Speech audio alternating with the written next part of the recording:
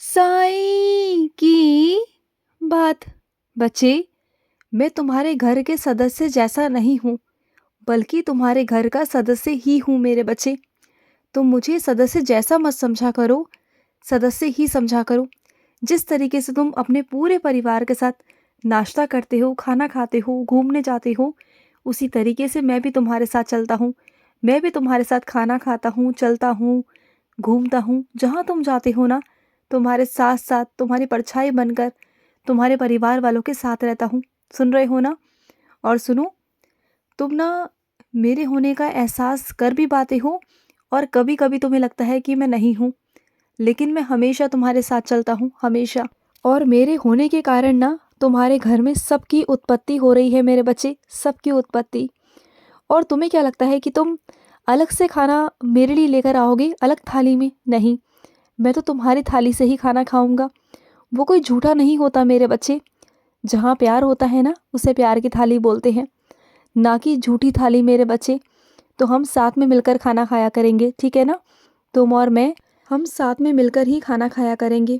और सुनो, तुम्हारा मन अब इतना साफ हो चुका है ना, जब से तुम मेरे मंदिर आने लगे हो, मुझसे जुड़ने लगे हो ना, तो धीरे धीरे तुम्हारे मन की घृणा, तुम्हारे मन की नफरत, लोगों के लिए बुराइयाँ, किसी को कोसना, ये सब बंद हो चुका है। क्योंकि तुम्हारा दिल अब तुम्हारे साईं से जुड़ने लगा है।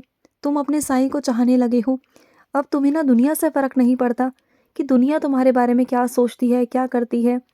तुमने अपने मन में से ना सबके लिए भेदभाव, घृणा, नफरत सब त्याग दिया है और सब कुछ मेरे चरणों में छोड़ दिया है। अब तुम्हें लगता है कि बाबा है तो सही, बाबा सब कुछ सुलझा लेंगे, बाबा सब संभाल लेंगे, वो सब कर लेंगे। तो हाँ, ये बात सच है मेरे बच्चे। मैं सब कुछ संभाल लूँगा, मैं सब कुछ कर लूँगा, तुम बिल्कुल चिंता मत किया करो। और क्या है ना, कुछ लोग मजबूरियों में आकर वो मेरे शरण में आ जाते हैं। लेकिन क्या होता है ना, वो मजबूरी में आकर मेरे शरण में आते हैं, लेकिन आते आते उनकी इच्छाएं पूरी होते होते ना, वो मेरे ही इस कदर दीवाने बन जाते हैं ना कि उनकी इच्छा पूरी होने के बाद भी ना वो मुझे नहीं छोड़ पाते।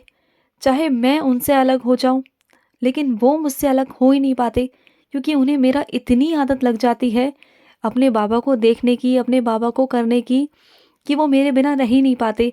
ऐसा रंग में रंग जाते हैं ना मेरे अपने साईं के प्यार में, अपने साईं की भक्ति में, कि चलते फिरते बस फिर उनके मुख पे एक ही नाम होता है, साईं साईं साईं।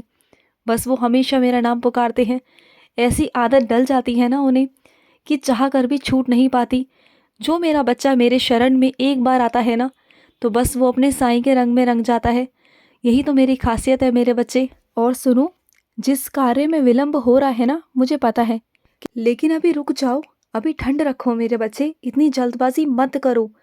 देखो, मैं जानता हूँ विलंब है, मैं खुद जानबूझकर उस काम में विलंब कर रहा हूँ, क्योंकि ना तुम नहीं जानते कि कुछ होने वाला है ऐसा, जो तुम करोगे ना तो तुम परेशानी में पड़ सकते हो। तो मैं चाहता हूँ कि पहले वो चीज़ें निकल जाएं। मैं वही तुम्हें दूंगा जो तुम चाह रहे हो, जिस तरीके से चाह रहे हो, जिस रूप में चाह रहे हो ना, मैं उसे वैसे ही तुम्हारे पास ला कर दूंगा। लेकिन थोड़ा रुक जाओ, इतनी जल्दबाजी अच्छी बात नहीं होती, इतना जिद करना भी अच्छा नहीं होता है मेरे बच्चे। तो कभी कभी ना कुछ चीज़ों में सही समय आने का इंतज़ार करना चाहिए, यूँ जल्दबाजी नहीं करनी चाहिए। और सुनो, जो तुम्हारे कीमती कागज़ है ना, उसे इधर उधर मत फेंका करो। कभी इधर रख देते हो, कभी उधर रख देते हो, तुम्हें समझ में नहीं आता कि उसकी कीमत कितनी है। वो एक मामूली कागज़ नहीं मेरे बच्चे, तुम्हारे ज़िंदगी भर की पूंजी है। उसे संभाल कर रखा करो। अगर वो चली गई ना हाथ से, या खो गई ना, तो चाहे कितना भी पैसा लगा लोगे ना, तो कभी वो बन नहीं पाएगी। तो समझो इस बात को। और सुनो, मैं तो तुम्हें आशीर्वाद देना चाहता हूँ, लेकिन तुम ही ना मेरा आशीर्वाद लेने में विलंब कर रहे हो, आने में देरी कर रहे हो मेरे बच्चे। मैं तो तुम्हें कब से आशीर्वाद देने के तैयार बैठा हूँ, कब से। लेकिन बस तुम ही मेरे पास नहीं आते हो। तुम आ जाओ मेरे पास, मैं तुम्हें आते ही ना इतना सारा आशीर्वाद देने वाला हूँ ना, बहुत सारा आशीर्वाद, जिसके बारे में तुमने सोचा भी नहीं होगा, कल्पना भी नहीं की होगी कि साईं मुझे आशीर्वाद देंगे। लेकिन मैं खुद आकर स्वयं तुम्हें आशीर्वाद दूंगा मेरे बच्चे, स्वयं आकर दूंगा। और सुनो, कई मेरे बच्चे मुझे जांच परख रहे हैं, उन्हें लगता है कि साईं को परखना चाहिए। तो सुनो, परख लो, कोई बात नहीं। बल्कि मुझे तो खुशी है कि चलो कोई तो है जो मेरी परीक्षा ले रहा है। और अगर ऐसी परीक्षा लेते रहोगे ना, तो कम से कम तुम मेरे पास आकर तो बैठोगे। और अगर ऐसी परीक्षा लोगे तो मैं हमेशा ज़िंदगी भर तुम्हें परीक्षाएँ देता रहूँगा। कम से कम तुम इस बहाने अपने साईं के पास आकर तो बैठोगे, वरना तुम अपने साईं के पास आकर बैठते ही नहीं हो, तुम्हारे पास समय ही नहीं होता, है ना? सही कह रहा हूँ ना मैं? और सुनो, इस बार इनकार कर देना। जिस काम में तुम्हारा मन नहीं है ना, सामने से उसे इनकार कर देना, क्योंकि वो बार-बार तुम्हें उकसा रहा है, बार-बार तुमसे ज़िद कर रहा है कि तुम उस काम को करो, और बल्कि तुम जानते हो कि वो काम तुम्हारे लिए सही नहीं है, वो बिल्कुल गलत है। तुम्हें पता है कि उस काम को आगे चलकर करने में नुकसान है, बहुत नुकसान है, तो तुम ना सामने वाले की इज़्ज़त रखने के लिए तुम हाँ नहीं कर सकते। देखो, अगर तुम उसकी इज़्ज़त रखने के लिए आज हाँ कर दोगे, फिर कल को चलकर वही मनमुटाव तुम्हारे उसके साथ में होंगे, तो सबसे बेहतर है कि उनके मुख पर ही साफ-साफ उन्हें मना कर दो कि तुम नहीं कर सकते हो, तो बात वहीं की वहीं ख़त्म हो जाएगी। नहीं तो ना, जो ये मिठास है ना मेरे बच्चे, आगे चलकर ये कड़वाहट का रूप ले लेगी, और मैं नहीं चाहता कि आगे चलकर रिश्तों में कड़वाहट हो। जो ये मिलना-जुलना भी है ना, जो ये बस हालचाल पूछना भी है ना, तो ये भी नहीं रहेगा, वो भी ख़त्म हो जाएगा, जो मैं नहीं चाहता। और सुनो, तुम्हें ऐसा लग रहा है ना कि ज़िंदगी बस रूखी-रूखी सी चल रही है, कुछ भी नहीं है ज़िंदगी में, कुछ मिर्च मसाला कुछ भी नहीं हो रहा, कुछ भी अच्छा सा नहीं हो रहा, तो होगा, ज़रूर होगा। कुछ होने वाला है तुम्हारी ज़िंदगी में, वो भी सकारात्मक रूप से। तुम देखना, तुम्हें बहुत खुशी मिलेगी, बहुत अच्छा भी लगेगा। और मेरे कुछ बच्चों का कुछ ही महीनों के अंदर एक नया जीवन शुरू होने वाला है, वो नए जीवन में प्रवेश करने वाले हैं। तो सुनो मेरे बच्चे, तुम्हारे नए जीवन में खुशियाँ मैं लेकर आऊँगा, हमेशा हमेशा के लिए। और इतनी सारी खुशियाँ होंगी ना, जिसे तुम संभाल-संभाल कर थक जाओगे, लेकिन मैं तुम्हें दे दे कर ना थकूँगा नहीं मेरे बच्चे। तुम्हारा बहुत मन था ना, इधर घूमना है, उधर घूमना है, सब जगह घुमाऊँगा तुम्हें, तुम देखना। तुम हर जगह जाओगे, हर जगह देखोगे, और तुम्हें परिवार तो ऐसा मिलेगा जैसे कि तुम्हारा अपना ही परिवार हो। तुम देखना, इतने प्यार करने वाले लोग तुम्हें मिलेंगे ना, कि प्यार की कभी भी कमी महसूस नहीं होगी, कभी नहीं होगी। और सुनो, जब मैं तुम्हारे घर का सदस्य हूँ, तो तुम जितना खाते हो ना, उतना मुझे भी खिलाया करो, और तुम जितना पीते हो उतना मुझे भी पिलाया करो।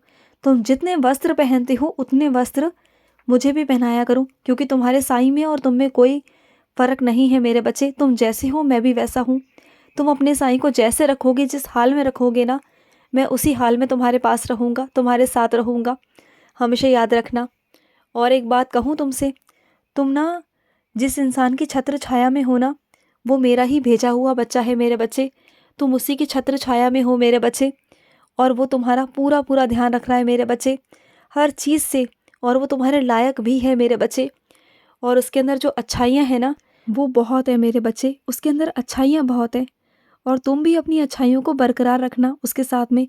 कभी कोई छल कपट या धोखा करने की कोशिश मत करना, कुछ दिखावे के लिए मत करना, जैसे हो वैसे ही रहना, क्योंकि जो दिखावे के रिश्ते करते हैं ना, वो ज़्यादा दिन तक टिकते नहीं हैं। और जो लोग जैसे हैं वैसे ही रहते हैं ना, तो वो रिश्ते लंबे समय तक चलते हैं।